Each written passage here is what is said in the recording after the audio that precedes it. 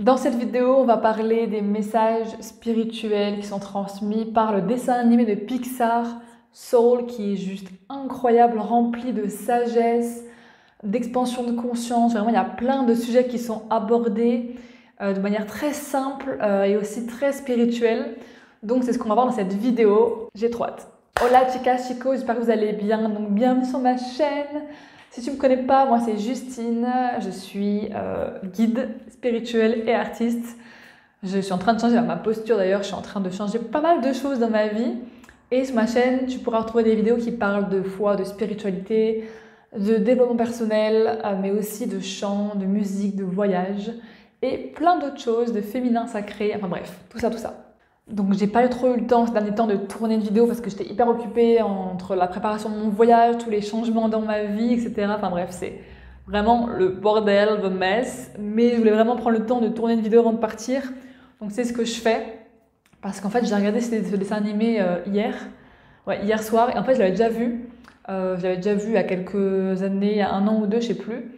Mais là vraiment il m'a pas du tout fait le même effet. C'est-à-dire que là j'ai senti vraiment quelque chose de différent, genre vraiment, j'ai ressenti encore plus fort les messages qui sont livrés à l'intérieur et ils sont hyper puissants. Enfin. Donc vraiment, d'ailleurs, si tu n'as pas regardé le dessin animé, je te conseille de regarder avant de voir cette vidéo parce que je risque de te spoiler. Voilà, ce serait dommage de te faire spoiler, mais vraiment, si tu l'as pas vu, regarde-le, il est juste incroyable. Et donc, j'ai envie de te parler en fait de tous les messages profonds qu'il y a dedans, en commençant par le début en fait qui est hyper parlant. Donc c'est une symphonie, vous voyez ce que je veux dire, c'est une symphonie de musique avec plein d'instruments, enfin de personnes qui jouent d'instruments un peu d'orchestre. Mais c'est une symphonie qui sonne faux en fait, qui n'est pas du tout juste, qui fait des sons, pas du tout harmonieux. Enfin tout est faux, tout est voilà, pas du tout juste, et ça sonne très faux. Et en fait, il n'y a qu'une seule élève qui joue juste et qui a vraiment le rythme et on sent qu'elle aime ça, que c'est sa passion et qu'elle est plongée dans son flow.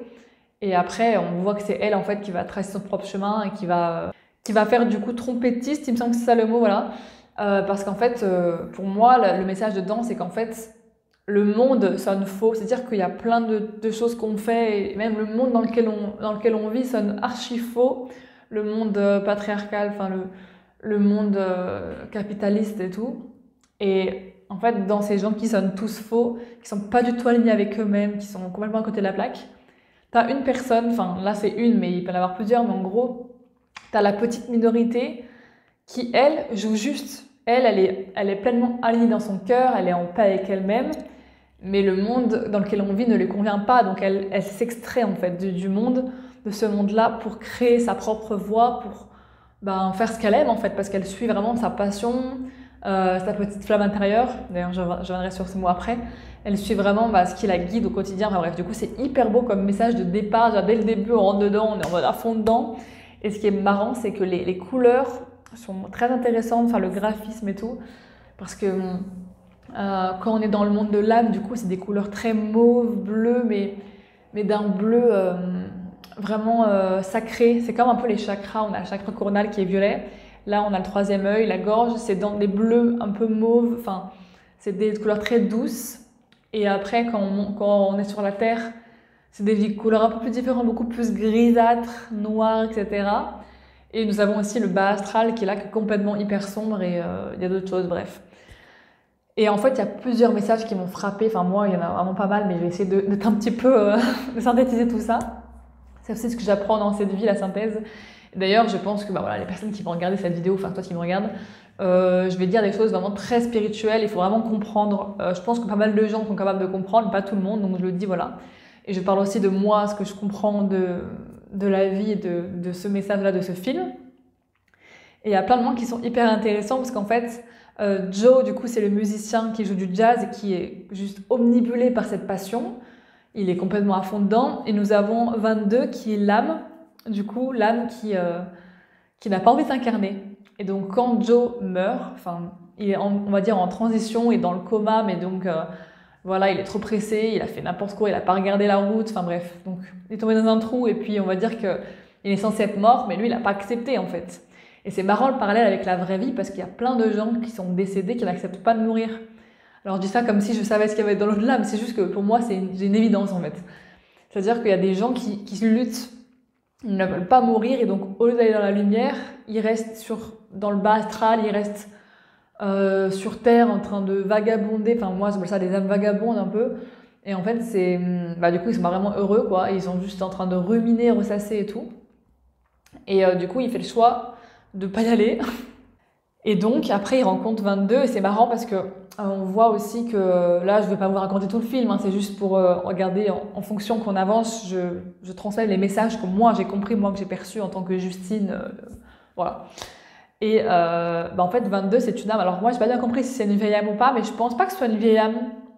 Je pense que c'est une âme, parce que 22, du coup, ça correspond au nombre de vies que tu as vécues. Donc des fois, ils appellent des âmes qui ont des numéros astronomiques, genre 3220, 10 409, 100 200, bref, enfin, des nombres. Et en fait, pour moi, ça correspond au nombre de vies qu'on a vécues.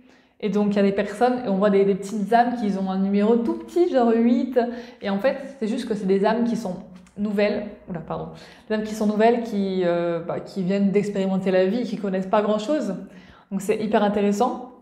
Et en fait, cette âme 22, elle n'a pas envie de s'incarner. Et c'est marrant le parallèle de Joe qui veut pas mourir, en fait, alors qu'il a une vie de merde, éclatée, il veut pas mourir.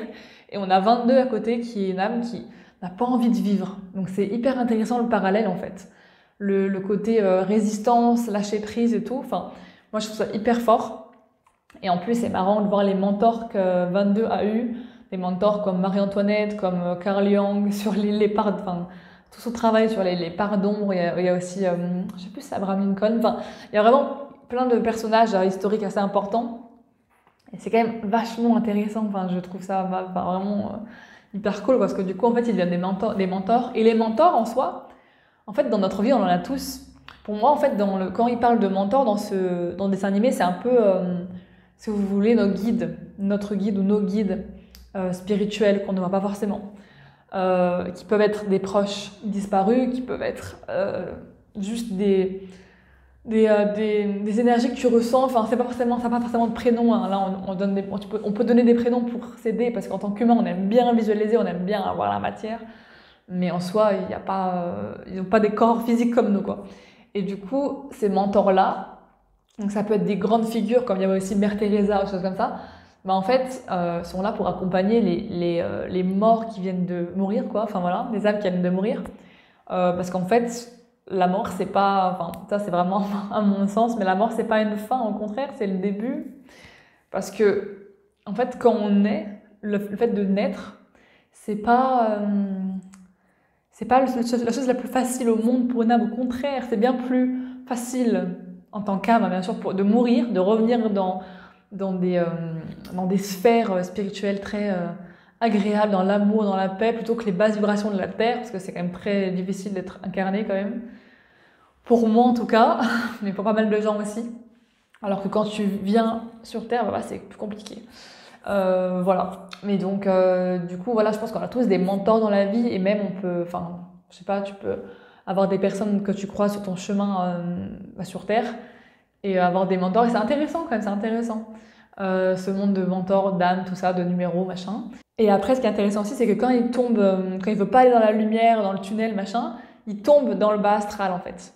Et ça, c'est aussi intéressant de voir le noir, l'ombre, etc. Quand tu veux pas écouter, suivre la voie de Dieu, de la vie, de l'univers, peu importe comment tu l'appelles, et ben du coup, tu tombes dans le bas astral, quoi. Et bref. Et aussi, il y a d'autres messages que je veux vous partager parce que là, du coup, c'est juste un petit fouillis-fouillade de tout ce que j'ai retenu et surtout de tout ce qui m'a marqué. Et il y en a 3 particuliers qui m'ont marqué. C'est quand... déjà, il y a aussi le fait quand il va dans la zone. Il y a un endroit qui s'appelle la zone dans le film. La zone, en fait, c'est un espace. On voit un petit peu des bulles comme ça, de partout, comme un gigantesque tableau, avec des bulles. Et dans les bulles, il y a des humains qui sont en train de faire des activités.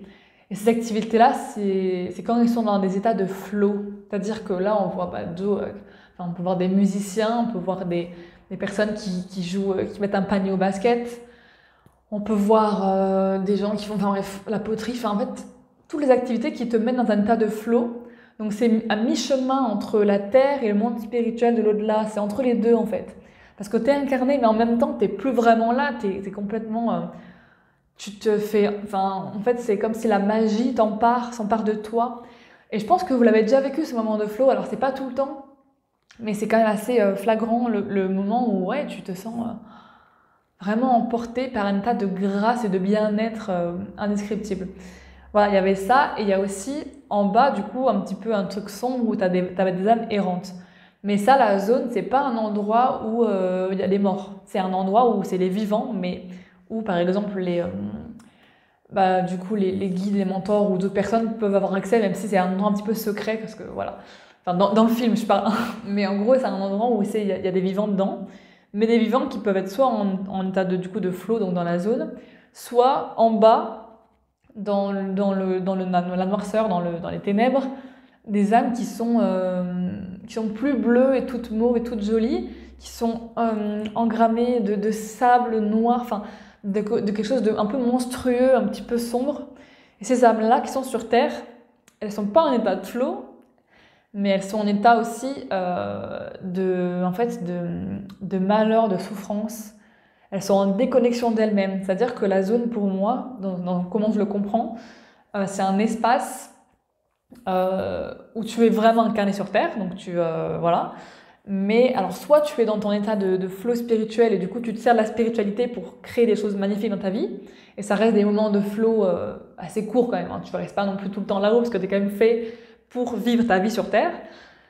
Mais il y a aussi le côté où du coup, tu es à mi-chemin entre spiritualité et matière, mais dans le sens négatif. C'est-à-dire que tu fuis en fait. C'est-à-dire que t'es pas vraiment là sur Terre, tu es dans tes peurs, tu es dans tes ombres, etc. Et tu es tellement déconnecté de ton âme à un point, parce que là on parle pas juste de personnes qui sont malheureuses ou quoi, enfin qui vivent des souffrances, parce qu'il y a plein de types de personnes, mais là on parle des personnes qui sont totalement déconnectées de leur âme, mais complètement perdues, c'est-à-dire qu'ils font des jobs qui leur plaisent pas du tout, qui font métro boulot dodo, qui n'ont pas de sens dans leur vie, qui n'ont aucun sens, qui ne savent même pas pourquoi elles se lèvent le matin. C'est un petit peu le mode pilote automatique, voilà, c'est ça. C'est le mode pilote automatique, il y a beaucoup de gens qui sont dans cette zone-là. Et donc voilà, on peut pas dire que c'est une zone spirituelle, c'est comme si tu t'effaçais. C'est comme si tu n'étais pas là. Et moi, ce qui m'a marqué, du coup, le message que je vais vous faire passer, c'est en fait, il aide quelqu'un, il rencontre, bref, un pirate, un machin, un truc dans la zone, bref, Joe et 22 rencontrent quelqu'un, je sais plus comment il s'appelle, et en fait, ils aident une âme à sortir de cette noirceur, de cette zone le bas astral, quoi, le bas astral, ouais, de cette zone sombre, quoi. Et en fait, quand ils l'aident sur Terre, ce qu'on voit en parallèle, donc ce qui se passe réellement, physiquement, c'est qu'on voit un mec qui est... du coup, qui fait du trading, qui est dans son bureau, là, à faire sur les ordi, machin. Et d'un coup, c'est comme si il se réveillait. Et je trouve ça assez fou, du coup, le message derrière, c'est qu'en fait, pour moi, en fait, il était un peu endormi. Je sais pas si vous voyez ce que je veux dire, mais c'est pour ça qu'on parle beaucoup d'éveil spirituel. Et pour moi, c'est pas d'éveil spirituel, c'est de réveil, parce que on est tous spirituels. On vient de là-haut, en fait. On vient pas d'en bas, on vient de là-haut. Et on est incarné sur Terre pour une raison. Donc ça, c'est mes croyances, mais enfin, c'est même pas des croyances, je viens de te dire, c'est... Pour moi, je vois comment c'est possible autrement, c'est juste des choses que je sais. Alors, je sais pas trop comment vous expliquer, mais bon, vous avez compris. Et du coup, on voit qu'il se réveille, d'un coup, il est en mode, mais qu'est-ce que je fais là? Attends, qu'est-ce que je fais là? Je suis en train de faire un métier que j'aime pas, avec des cons que j'aime pas, qu'est-ce que je fais? Et du coup, il balance son ordi, il se casse, et c'est super intéressant et comme message de... en fait, on voit plein de gens dans notre quotidien, je sais pas si vous voyez, mais je pense que c'est assez visible quand même, de personnes qui se réveillent un bon matin et qui se disent mais putain, mais qu'est-ce que je fais de ma vie, quoi? Qu'est-ce que je fous là? Oh, qu'est-ce que je fous là? Et qui sont complètement perdus et qui viennent de sortir de la matrice, en fait. C'est un petit peu ça aussi. Le film Matrix, d'ailleurs, c'est assez intéressant pour mettre en parallèle ça. Tu sors de la matrice, en fait. Et tu sors du moule et du pilote automatique et t'es en mode ah putain, ok. Mais il y a beaucoup de gens qui sont dans ce domaine-là, bref. Ça, c'était le message par rapport à celui-là. Et j'aimerais vous partager vraiment les plus puissants que moi j'ai retenus maintenant. Donc l'autre message, c'est aussi quand Joe, en fait, parce que du coup, il est mort un peu plusieurs fois, il est un peu entre les deux mondes, quoi. Désolée, je me remets correctement, voilà. Et en fait, du coup, il arrive à récupérer son corps. Bref, après toutes les péripéties avec 22 et tout. Il récupère son corps. Et là, je passe vraiment rapide, mais... Et il réalise son rêve d'aller vraiment se produire sur scène avec un vrai groupe, avoir une opportunité de pouvoir se produire tous les soirs sur scène, enfin vraiment d'être payé pour ça, enfin voilà quoi, c'est son rêve quoi. Lui, il vit jazz H24. Et après, en fait, il réalise, quand il réalise son rêve, il se dit, mais en fait, ah mais c'est ça? Attends, je pensais que ça allait être plus excitant, que j'allais vivre des choses un peu plus folles quoi. Ça fait, depuis toute ma vie, j'ai rêvé ce moment-là, donc ça fait pas 50 ans, un truc comme ça. Et au moment où il le réalise, il est complètement sous le choc en fait. Il comprend pas. Et ça c'est un truc hyper important, mais moi ça me met des frissons tellement. C'est en mode, les personnes qui courent après leur rêve, qui courent après quelque chose, peu importe ce que c'est, l'amour, une relation, machin, qui courent après ça avec seul but de l'avoir, une fois qu'elles l'ont, parce qu'en général elles finissent par l'obtenir, ou pas, mais en général quand tu es obstiné, tu peux obtenir quelque chose quand même. Une fois qu'elles atteignent leur but, elles sont dévastées. Vraiment, elles sont... limite tu peux finir en dépression, enfin tu te sens perdu, en perte de sens profond. Et c'est là où il y a beaucoup de gens qui peuvent avoir des maladies, finir en dépression et tout, parce qu'en fait, ils ont couru après quelque chose toute leur vie, et ils croyaient que le but était de l'avoir, sauf que c'est pas ça en fait le but. Le but c'est de profiter de chaque instant, et d'apprécier le processus. Et là on voit bien le message par rapport au processus de guérison, enfin processus cheminement de la vie, quoi, quand tu as des rêves et en fait quand tu les as atteints. Alors tu peux pas forcément en dépression quand tu les atteins. Ça c'est vraiment l'extrême. Tu peux aussi juste être déçu et te sentir bizarre et bref voilà. Mais en gros tu sais quand tu atteins quelque chose et qu'en fait tu te dis putain mais en fait maintenant que je l'ai je fais quoi? Ok super on passe à autre chose. Du coup tu vas courir derrière un autre objectif. Et tu fais ça encore et encore et encore jusqu'à un moment donné où tu peux plus parce que tu te dis mais il n'y a pas de sens à la vie quoi. Et moi ce que j'ai envie de répondre à des personnes, d'ailleurs si c'est ton cas, ben voilà, écoute ce message, c'est qu'en fait le but ce n'est pas de réaliser ce rêve parce que même si tu l'atteins, en fait ça va même pas te rendre heureux. Et tu te dis bah comment je fais alors si même mes rêves ne me rendent pas heureux? En fait, ce qui peut te rendre heureux dans la vie, c'est même pas ce qui peut, c'est pour moi c'est juste évident. C'est l'instant présent et tout le monde aime l'instant présent. Nanana. Oui, bah, je suis désolée, mais c'est la base en fait. C'est s'émerveiller de chaque moment, aussi petit qu'il soit, même si tu n'as pas réalisé tout ce que tu veux. Je te dis pas de ne pas avoir rêve.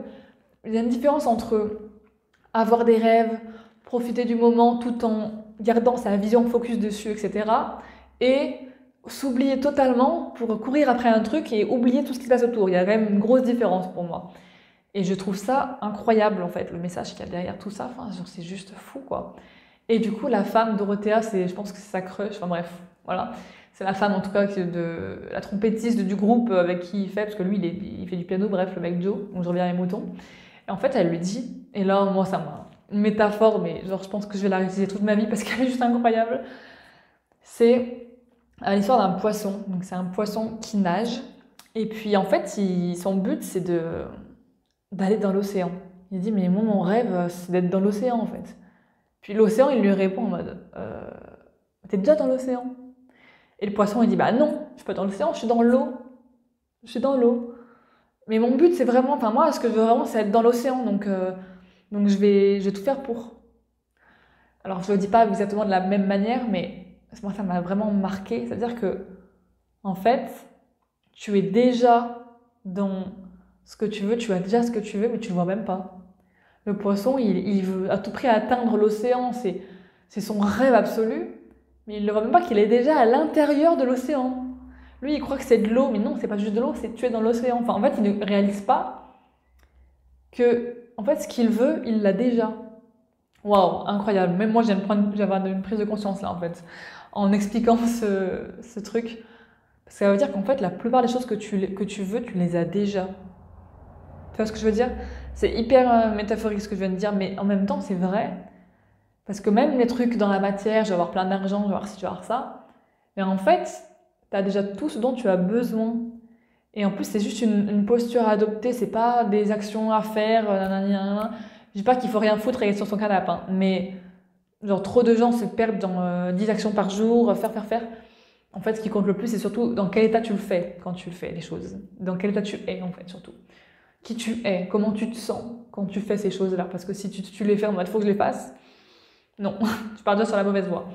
Mais bref, enfin moi ça m'a mis une énorme claque, je me suis dit mais ok, c'est incroyable. Voilà, donc je vous laisse méditer là-dessus. Dites-moi ce que vous en pensez en commentaire, n'hésitez pas à liker la vidéo et à vous abonner aussi, j'ai oublié de le dire comme d'habitude. Mais ça permet de soutenir la chaîne pour que je fasse encore plus de vidéos, donc voilà. Autre message aussi qui m'a retourné le cerveau,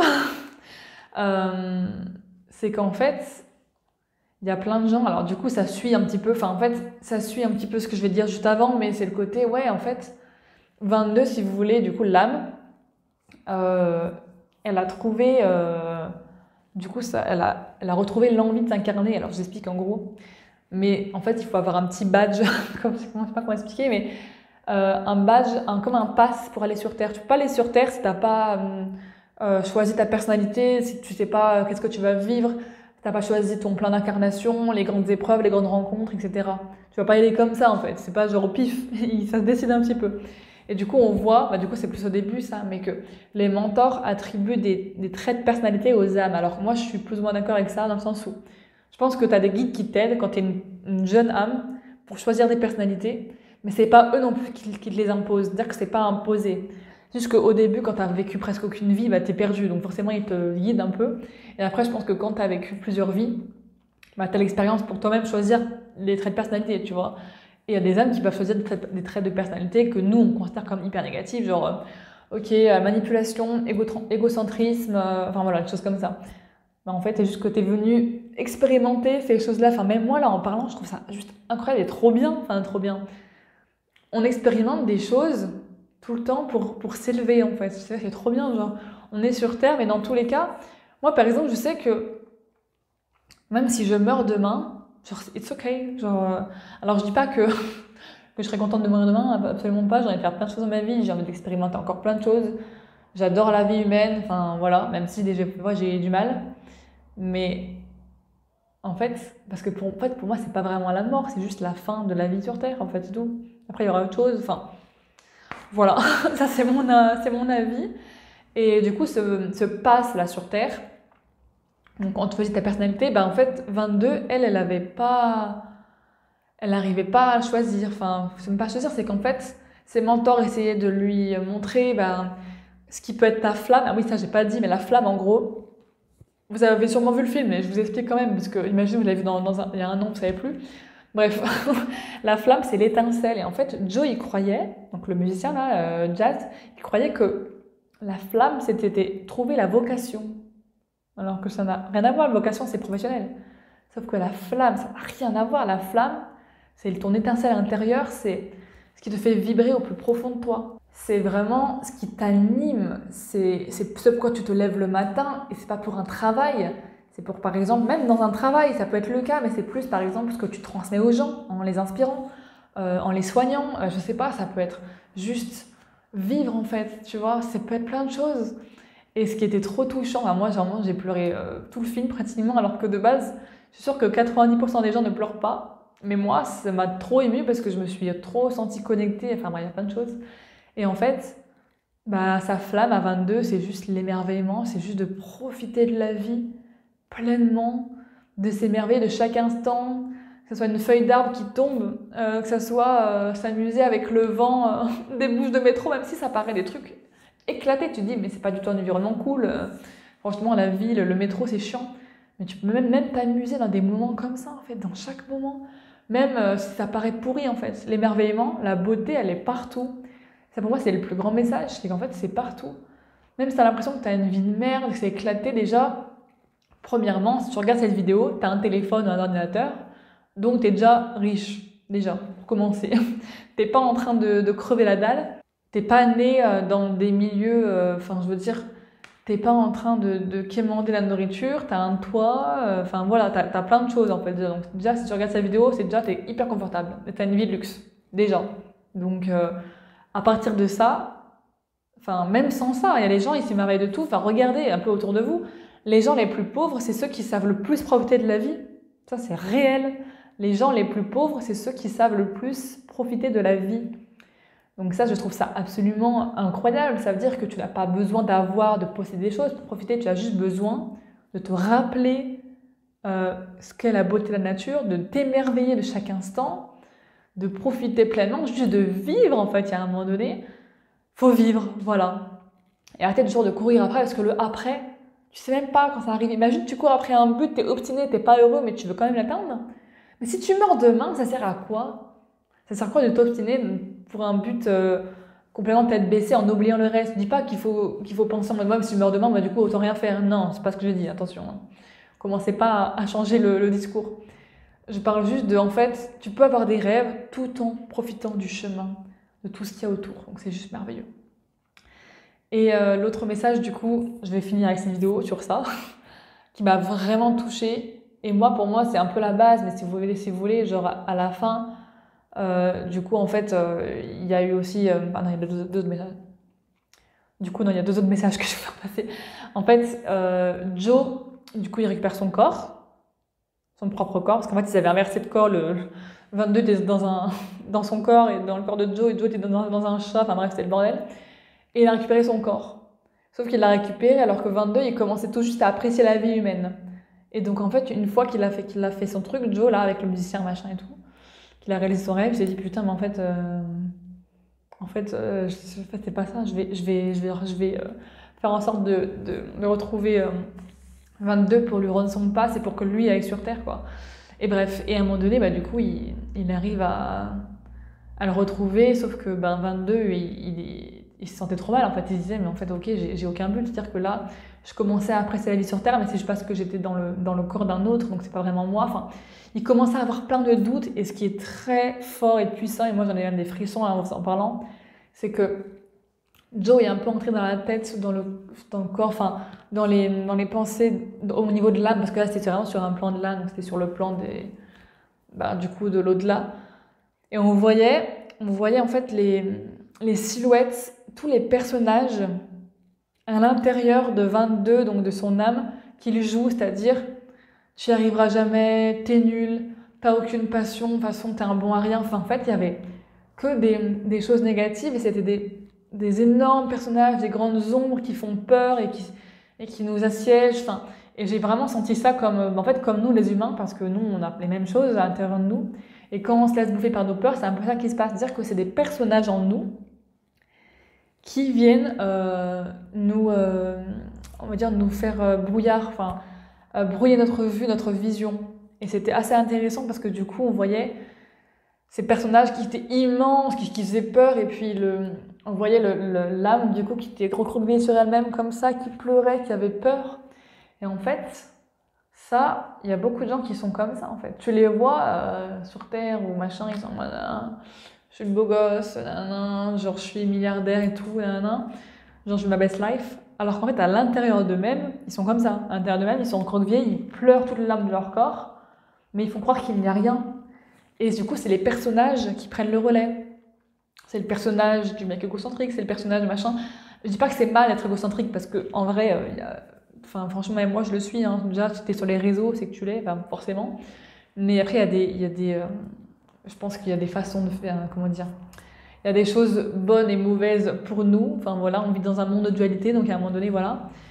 Mais en fait, tous les gens qui paraissent arrogants, méchants, violents, agresseurs et tout, c'est des personnes qui sont profondément malheureuses. Alors je dis pas qu'il faut les excuser, hein, pas du tout. Mais ça aide à comprendre en fait. Tu te dis, mais en fait, ils sont pas heureux. Genre, toi t'es bien plus heureux que ceux-là, donc ne te compare pas, tu vois ce que je veux dire? Ne prends pas leurs critiques pour acquis. Là, je commence à passer dans tous les sens, mais voilà. Et du coup, ces ombres, en fait, ce que je veux bien insister, c'est qu'en fait, à l'intérieur de nous, il y a plein de personnages différents.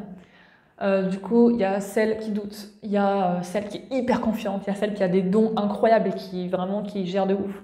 Il y a celle qui a des grosses peurs, il y a celle... Enfin bref, vous voyez ce que je veux dire, il y a plein de personnages. Et donc, quand tu laisses que les personnages de peur, de négativité entrer dans ta vie, et les laisser te guider, du coup, tu finis par, en fait, avoir une vie de merde. Voilà, clairement. Alors que si tu choisis des personnages, alors forcément tu peux pas nier qu'ils sont là. Par exemple, la personne jalouse, la personne machin. Tu dis, ok, je te vois. Là, tu es en train de vouloir me faire douter. Écoute, maintenant, j'ai pas besoin de toi. J'ai plutôt besoin du personnage qui a confiance en elle. Donc, toi, je te mets de côté, tu vas à la porte. Tu as le droit aussi de faire ça. Tu peux dire, non, là, maintenant, c'est bon. Ce personnage-là, j'ai plus forcément envie de le jouer, il me fatigue. C'est ta vie. C'est à l'intérieur de toi que ça se passe. Hein. C'est très imagé ce que je dis, mais c'est à l'intérieur de toi que ça se passe. Voilà. Et je finirai sur, du coup, 22 qui récupère son petit badge, là, son petit pass sur Terre, qui descend. Après, on ne le voit pas forcément dans le film, mais il faut savoir que, en fait, pour moi, quand on descend sur Terre, on descend voilà, avec une personnalité et pas que. C'est-à-dire que voilà, notre thème astral, pour moi, il est déjà défini avant. Donc, on sait exactement quelle personnalité on va avoir. Mais on choisit aussi notre terre de naissance, notre famille, nos parents. Et c'est hyper intéressant. Enfin, moi, j'ai bien regardé ça. C'est que Joe, quand il récupérait son corps, quand il tombait aux États-Unis, un peu dans le sud, il me semble. Alors que 22, j'ai vu sur la carte, il me semble que c'était, je sais plus trop, au Japon, Chine, enfin c'était en Asie en tout cas, plus à l'ouest, non à l'est, pardon, à l'est, au nord et tout, au nord de l'Australie, enfin bref. Et du coup c'est intéressant parce qu'on voit qu'elle avait choisi sa terre de naissance. Alors c'est pas trop expliqué, il faut vraiment lire entre les lignes, mais pour moi c'est ça. C'est-à-dire qu'on choisit, nos parents ont choisi tout en fait, enfin tout. Les grandes lignes parce qu'on a quand même beaucoup de libre arbitre. Et on a le choix de devenir comme les personnes de la zone, là, les personnes en pilote automatique, pardon. On a le choix de suivre ce que notre âme a de mieux pour nous et de vivre notre meilleure vie en alignement avec Dieu et la vie. Voilà. Ça, c'est totalement libre à nous et je pense que vaut mieux s'en servir de bonne manière, quoi. De la bonne manière.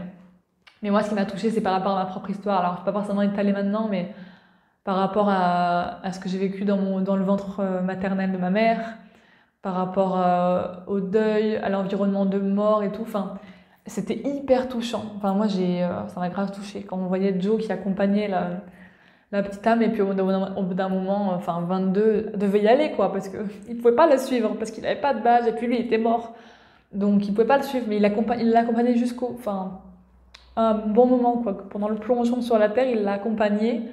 Et c'était assez symbolique, en mode, comme si vous voulez, peut-être que vous avez connu ça ou pas, mais on a des personnes, notre famille d'âme qui nous accompagnent et même des personnes qui sont peut-être décédées, des frères, des sœurs décédés dans le ventre maternel, des avortements, des accouchements, enfin des personnes qui sont avant nous.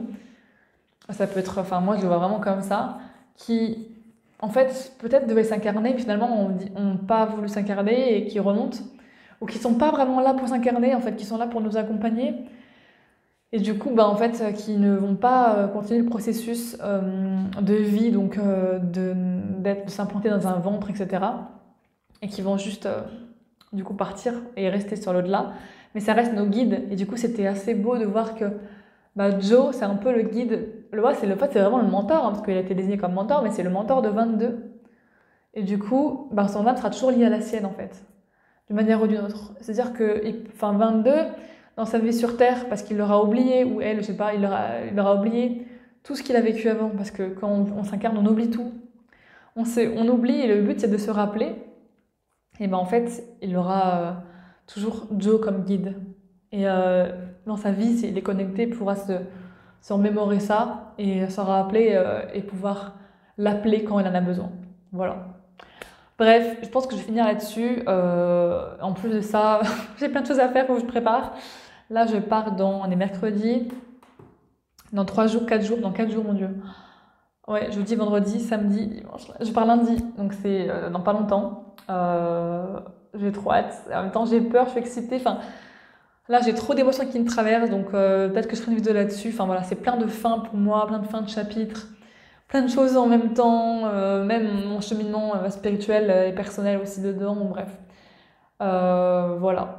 Donc je fais des gros bisous, n'hésitez pas à me dire ce que vous avez pensé en commentaire, et puis je vous dis à la semaine prochaine, et je ne sais pas trop quand, mais en tout cas je serai là, de retour, dans un nouveau pays, nouveau continent.